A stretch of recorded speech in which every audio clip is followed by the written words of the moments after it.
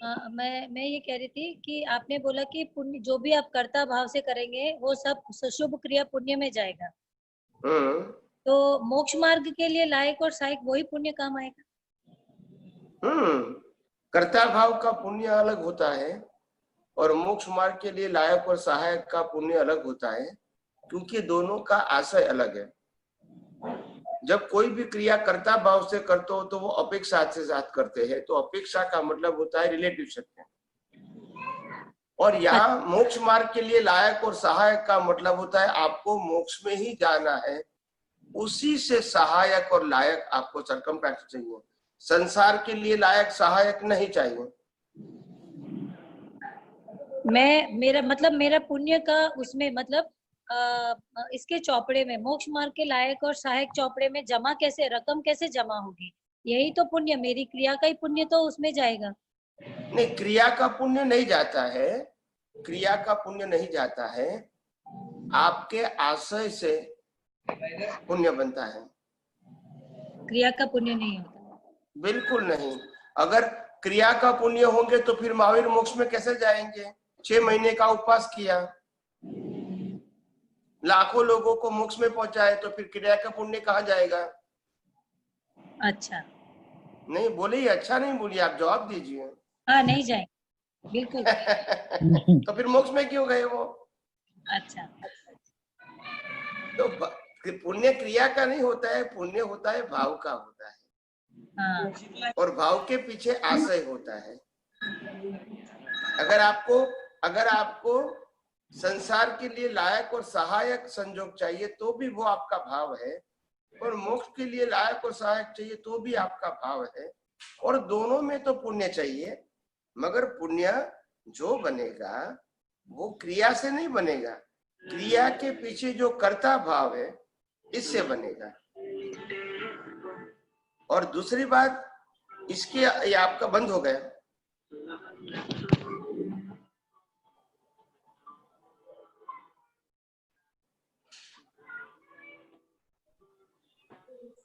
वो मेरे मोक्ष मार्ग के लायक सहायक नहीं होएगा स्वामी जी। हाँ, तो इसीलिए जब आपने कोई भी प्रकार का पुरुषार्थ संसार के लिए लायक और सहायक इंटेंशन से ही बनाया है, तो अवश्य उनका फल संसार में ही मिलेगा और उसमें आपकी संसार का ही फल होगा। इसमें मोक्ष मार्ग के लिए लायक और सहायक संजोग नहीं होंगे। जब आपका आशय नहीं है तो कैसे होगा? और ठीक है स्वामी जी, एक दूसरा प्रश्न था। ये ना आपने बोला बट नेचुरल, निगोद से जीव निकलता है और आपने निगोद अलोक में बताया है।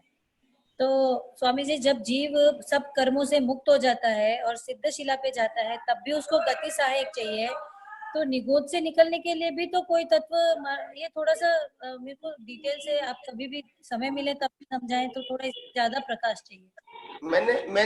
मैंने सिद्ध क्षेत्र में भी यही कहा कि लोक के ये जो लोक है इसके अग्रभाग तक ही गति सहायक तत्व लागू होता है, फिर लोक के बाहर जाएंगे तो गति सहायक तत्व लागू नहीं होता है।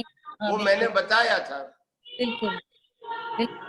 मेरा डाउट इसमें ये आ रहा है मुझे कि निगोद भी हमने जहाँ पढ़ा है, निगोद भी ये लोक में ही है, मतलब अलोक में नहीं है कि बाहर से जीव अंदर लोक में प्रवेश कर जाता है, मतलब ऐसा कुछ वो मेरे को ऐसा नॉलेज में नहीं है। स्वामी जी थोड़ा क्लियर करते तो। मैंने यही कहा कि लोक के अंदर जीवों की संख्या फिक्स होती है, जिसको हम 14 राजलोक कहते हैं, इसमें जीवों की संख्या फिक्स है। हाँ, और इसीलिए कुदरत उसको मैनेज कर सकते हैं। ठीक है। अगर निगोद लगा दिया तो निगोद में तो अनंत जीव है तो फिर संख्या नहीं रही, सिद्ध क्षेत्र में अनंत जीव है तो फिर संख्या नहीं रही, और लोक के अंदर संख्याता जीव है क्योंकि संख्या है, तो दोनों को साथ में कैसे बिठा सकते हैं? नहीं, तो सिद्ध क्षेत्र तो लोक में ही है ना स्वामी जी, अग्रभाग है, ऐसे ये लो तल पे नीचे होगा, वो ऊपर है, वो अल्टीमेट ऊपर है, ये अल्टीमेट लो होगा, मतलब ऐसा मेरे समझ से। देखो, जब आप लोक शब्द बोलेंगे तो लोक के अंदर 6 तत्व का अस्तित्व होता है, और सिद्ध क्षेत्र कहोगे तो उसमें 6 तत्वों का अस्तित्व नहीं है। और फिर आप इसको लोक में बताओगे तो फिर पजल होंगी। इसके बाद निगोद है, वहां भी 6 तत्व नहीं है, तो इसमें भी लोक में बताओगे तो और भी पजल होगा। तो कोई भी बात को जब सिद्धांत से ऐसे रैंडम बोलना है तो बोल सकते हैं। अच्छा अच्छा। मगर जब कोई प्रश्न करेंगे तो आप उत्तर नहीं दे सकते, मतलब आपकी कोई कमी है। बरोबर, समझ गए। आप कहोगे सिद्ध क्षेत्र के अंदर जड़ तत्व है, गति सहायक है, स्थिति सहायक है, टाइम तत्व है, तो बोला नहीं है। फिर आप कहोगे वही सिद्ध क्षेत्र लोक में भी है, तो ये कैसे हो सकता है? ओके। अच्छा स्वामी जी, तो जहाँ हमने शास्त्रों में पढ़ा है, जहाँ सिद्ध शिला है वहां पर वो शिला पृथ्वी काय की है, तो वहां पर पृथ्वी काय जीव है। ऐसे वहां पर वनस्पति जीव भी है, पेड़ पौधा भी हो सकता है, तो फिर 6 तत्व चाहिए ना फिर, अगर ये लोग है तो? ये जो बताया है ये सब कल्पना है, ऐसा नहीं है।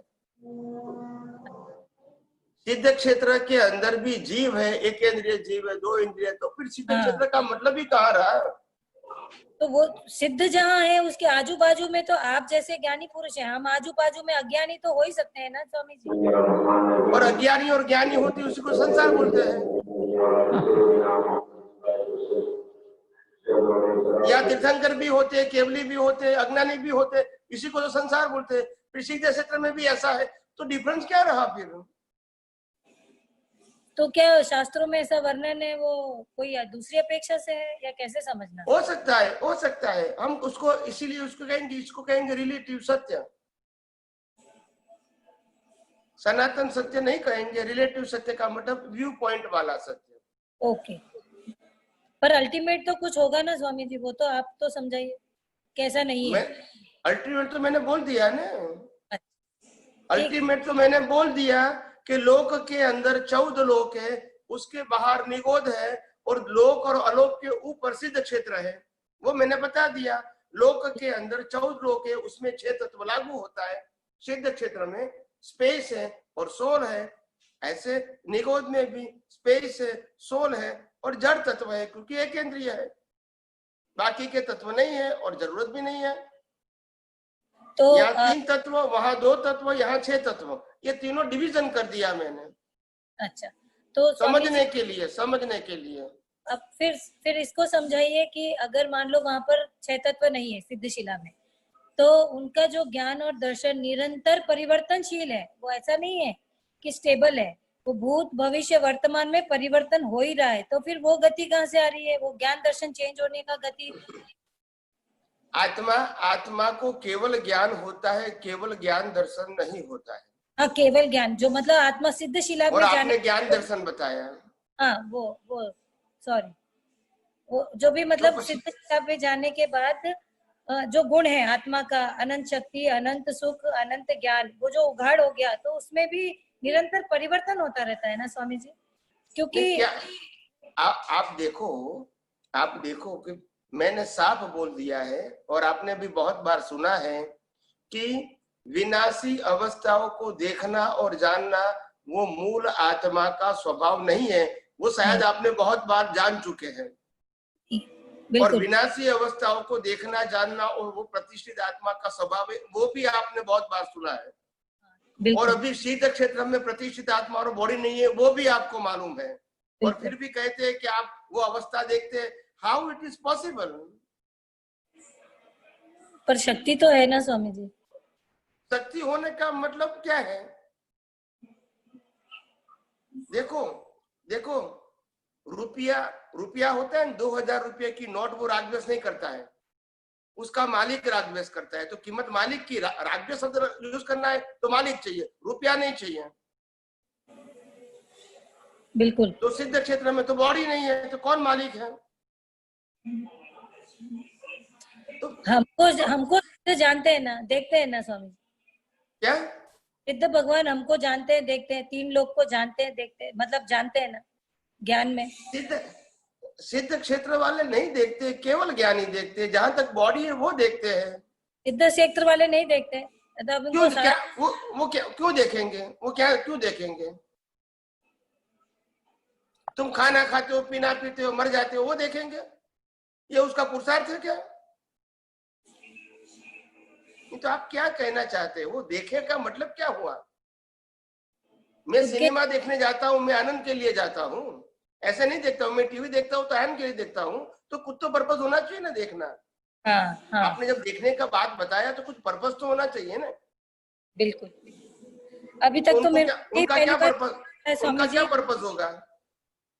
आज तो मेरे को पहली बार मालूम पड़ा है ये कि सिद्ध क्षेत्र में 6 तत्व नहीं है। मेरे को तो ये पहली बार, हमने तो पृथ्वी का है ने वनस्पति का है ने सब समझा सुना है वहां पर। हाँ, कोई ठीक कोई है। कोई बात नहीं, कोई बात नहीं। मगर ये जो मैंने बात बताई वो तत्व से, सिद्धांत से और कुदरती कानून से समझने की कोशिश करना, धीरे धीरे समझ में आ जाएगा। ये सब बातें मैंने कई बार कही है, ये पहली बार कहा है ऐसा नहीं है। मैंने तो प्रश्न पहली बार उठा मेरे को स्वामी जी। हम्म। जय सच्चिदानंद। Okay okay. बहुत बहुत वंदना।